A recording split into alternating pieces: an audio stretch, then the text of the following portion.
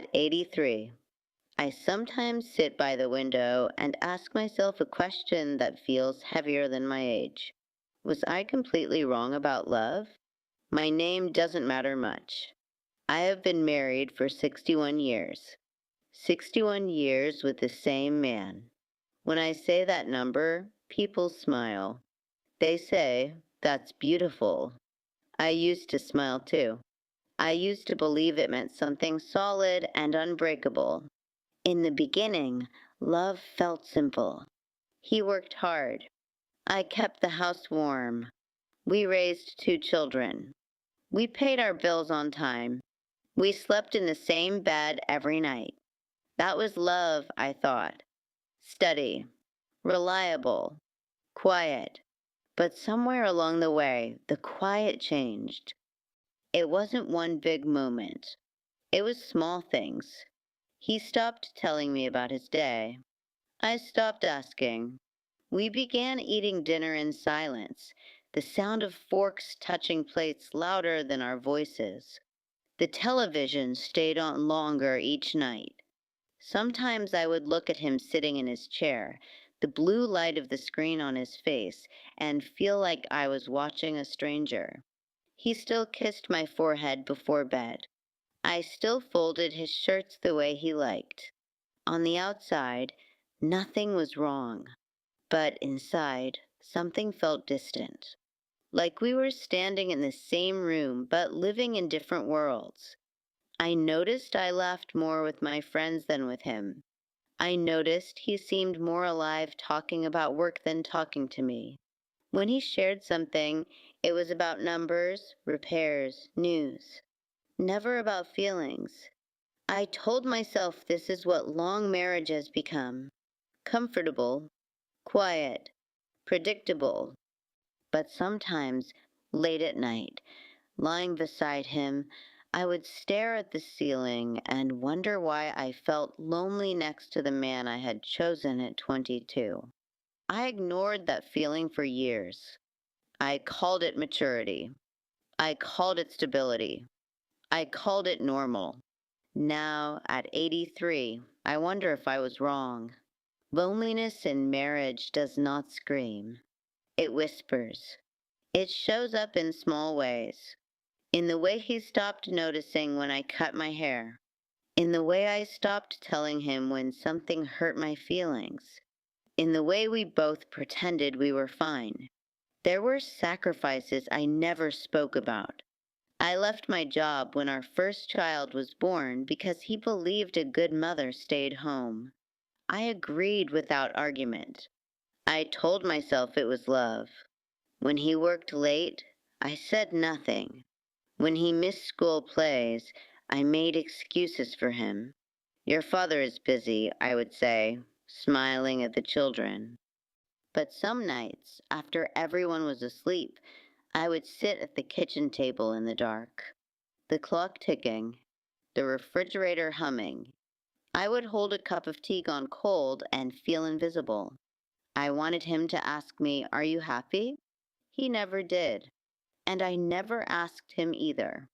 We became polite roommates. We discussed bills, groceries, doctor appointments. We did not discuss fears, or regrets, or dreams we had buried. There were moments that still ache in my memory. Our 40th anniversary dinner. A nice restaurant. Candlelight. He raised his glass and said, "We did well." I smiled and nodded. But inside, I wanted him to say, "I still choose you." He never said those words, and I never told him I needed to hear them. Resentment grew quietly, like dust settling on furniture. Not enough to notice each day, but enough to change the air in the room. I began to think maybe love was not about feeling seen. Maybe it was about endurance, about staying, about not leaving. I convinced myself that passion was for young people, that deep talks were unnecessary, that as long as we were together, it was enough. Still, There were nights I turned my back to him in bed and felt a small tear slide into my pillow. Not because he was cruel. He was not. He was a decent man. But I missed being known. And I wondered if he felt the same about me. The moment came quietly. I was 81 when I had a health scare.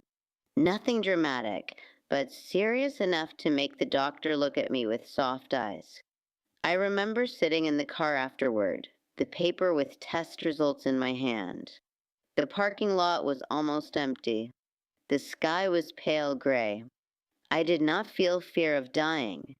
I felt fear of leaving without ever being honest.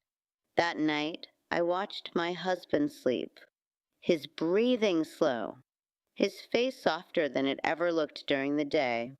I studied the lines around his eyes, 60 years of life written there, and a painful thought entered my mind. If one of us dies tomorrow, will we leave this world truly knowing each other? I realized we had spent decades protecting peace instead of building closeness. We avoided hard conversations. We avoided discomfort. We avoided vulnerability. Time felt different after 70. It no longer stretched ahead. It narrowed. I imagined my funeral, him sitting alone, people saying they had a long marriage, and I wondered if long meant fulfilled. For the first time, I admitted something to myself. I was not angry at him. I was afraid. Afraid that I had mistaken silence for harmony. Afraid that I had confused loyalty with love. I had spent years thinking love meant staying no matter what. But what if love also meant speaking? That night, lying in the darkness, I felt more awake than I had in years. I did not want to die polite. I wanted to die honest. The next morning, my hands trembled as I poured coffee. He sat at the table reading the newspaper. Sunlight came through the curtains, soft and golden. I said his name. He looked up. Yes, my voice was quiet. Are you happy with me? He blinked, surprised. Of course I am. Why would you ask that? I swallowed. Because I don't always feel seen. And I don't know if you do either. There was a long silence, the kind we used to avoid. He folded the newspaper slowly. I thought you were content, he said. You never complained. I thought you didn't want to hear it, I replied. His eyes filled in a way I had never seen before. I didn't know you needed more. I thought providing was enough. And in that moment, I saw him clearly, not as a distant husband, but as a man who had been trying in the only way he knew how. We both had been wrong. Love was not just staying. It was not just duty. It was not silence. Love needed words. It needed courage. It needed the risk of saying, I need you closer. We talked for hours that day about old hurts, about missed chances, about fear of aging. We did not solve everything, but something softened between us. At 83, I understand this. It is never too late to begin again in small ways. If you're over 60 and listening to me, please do not wait for illness or regret to make you speak. Do not assume your partner knows your heart. Do not mistake quiet for connection. Ask the hard question, even if your voice shakes, because love is not proven by the years you stay. It is proven by the honesty you dare to share before those years run out. And I am grateful that I finally asked.